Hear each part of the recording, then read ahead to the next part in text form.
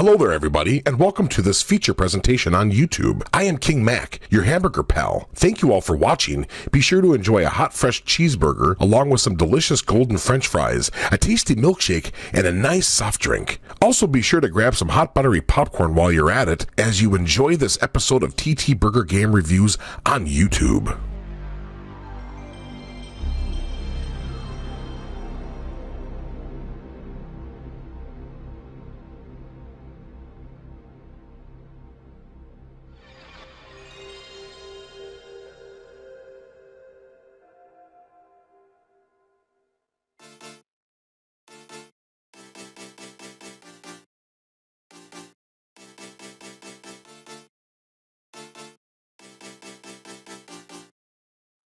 Welcome back everybody! Are you ready for more TTBurger game reviews here on YouTube?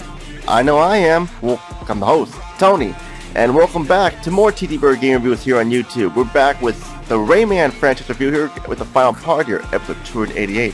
Part 3 of 3 parts, getting closer to episode 300, so I have something big planned for you all there, so be on the lookout for that.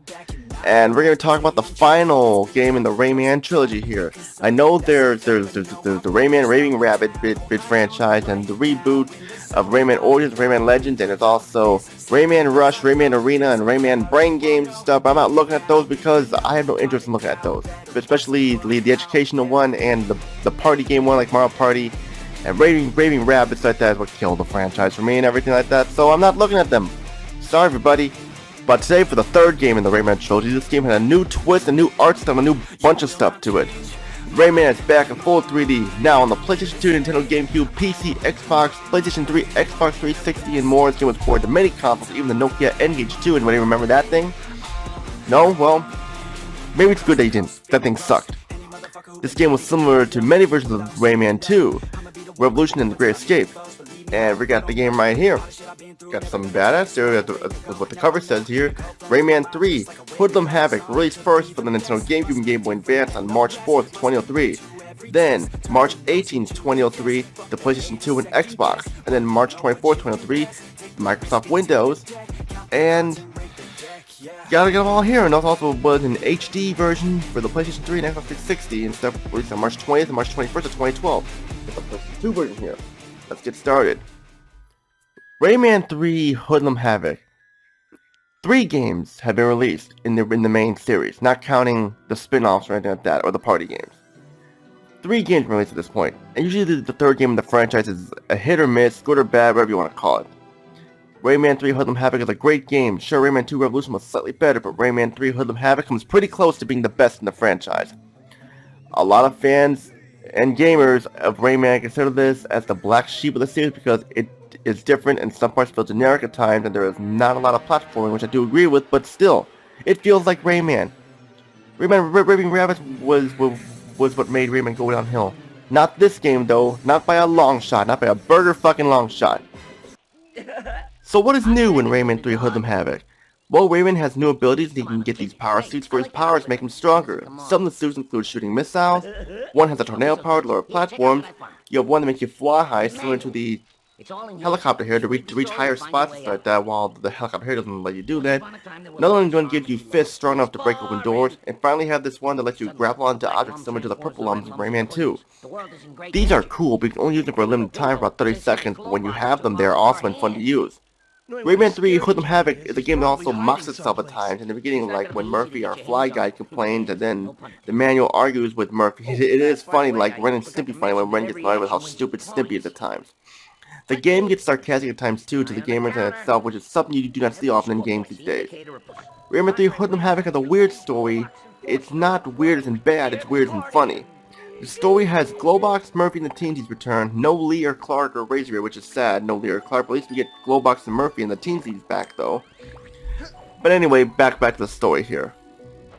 Rayman, Glowbox, and Murphy are trying to stop Andre the Black Lump from turning red lumps into black lumps by scaring them and formed an army of these scarecrow-like monsters known as the Hoodlums. In order to do something that most villains do, one of the cliché plots in history is to take over the world.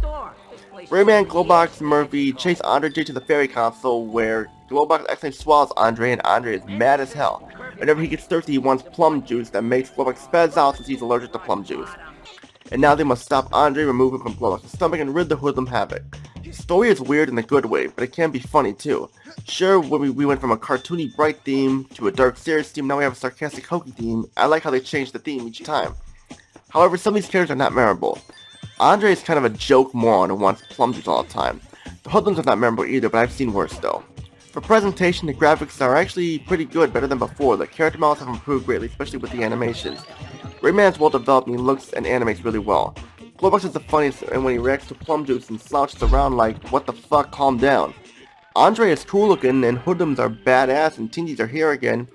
The suits Rayman pick up look detailed with the special moves and the environments look good, a big variety to them, like a haunted mansion, a graveyard, a swamp, and more. The enemies and the bosses, they look the best, and they have a huge variety of them, especially the bosses. One boss you have an evil witch, and one is a butler or so, and one of them is a henchman or so, like that, or one of them is this machine that fights underwater, so like that. And the frame rate is nice and smooth for the most part, 30 frames per second. The lighting is a little dark, actually darker than the other games for some reason. Sure, you can see where you're going, but sometimes it looks a little too dark is all. The cutscenes are the worst part of the graphics. Sure, they look good, but the lip syncing is awful, and mainly in the US version, it slaps the lips away like a sock puppet. For the auditory department, really good for the most part. The best voice actor is Murphy, who's voiced by Billy West. Yeah, I mentioned like this has like humor like Ren and Stimpy, and Billy West is one of the reasons why it makes it that humor. Interestingly enough, Billy West also voiced Rayman in the Rayman the Animated Series, and here he voices Murphy. It's the best part of the voice acting. Kevin Shinnick comes in second place as Rayman.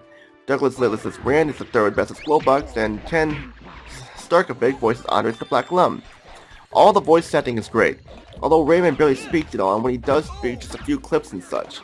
The bosses sound hokey, not very funny, but what can you do? Oh, I don't know, nothing. Music is awesome, the best music in the Rayman franchise, huge variety of rock tunes, techno tunes, disco tunes, 80s tunes, and more. Hell, the main theme, Matter by Groove Armada, is awesome. This is how I learned about the band. But due to copyright reasons, I cannot play the tune, and if you're playing the HD version, unlike the PlayStation 360 released in 2012, the song was removed altogether along with the opening scene. The sound of Rayman punching and walking are good, in my opinion. Gameplay is fun and enjoyable, almost as fun as the previous game, Rayman 2 Revolution. This time we go for a linear approach to progress the story.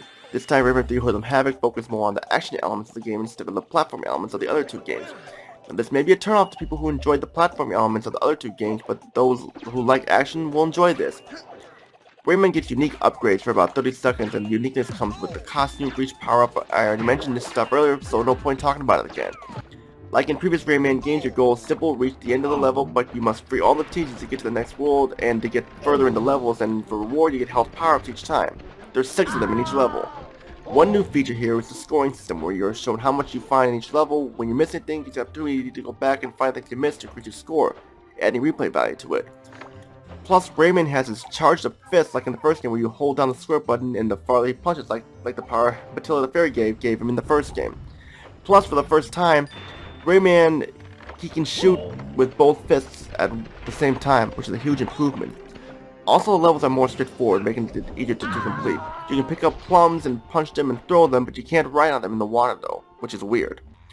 Also, the Nintendo GameCube version has extras that are not included in the PlayStation 2 and Xbox versions for some reason, and the PC version as well. Rayman 3 Hoodlum Havoc is fun, but we have some negatives here.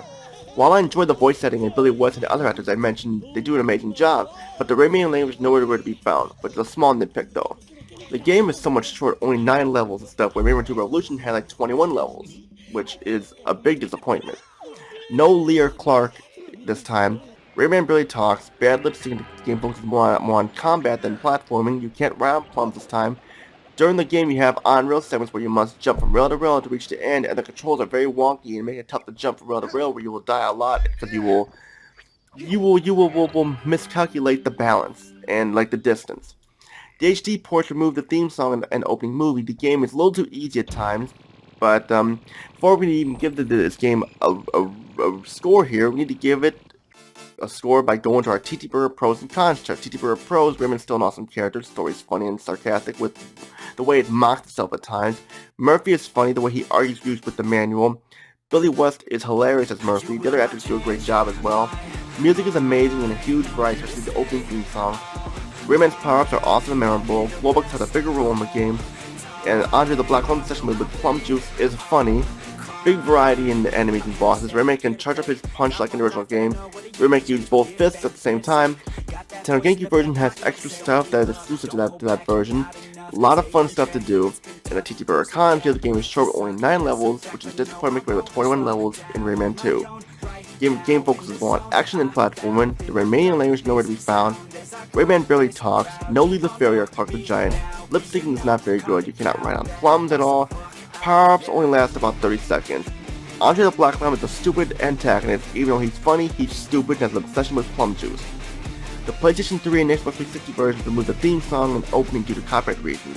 The on-rail stages are very frustrating and annoying, but overall that's the only complaint I have with it. Final thought? I definitely recommend Rayman 3 Hoodlum Havoc. It's not the black sheep of the franchise. It's still a great game that should not be overlooked. I give Rayman 3 Hoodlum Havoc an 8 out of 10.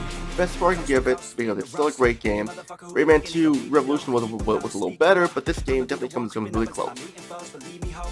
And that's it for my Rayman franchise review. When it comes to these 3 games here, I recommend all 3 of them. If you want challenging gameplay, pick up Rayman. If you want a unique story and everything like that with lots to do in open world, get Rayman 2 Revolution. If you want action and combat but not have to worry about platforming, pick up Rayman 3 Hoodlum Havoc. You decide which one is the best one in your opinion.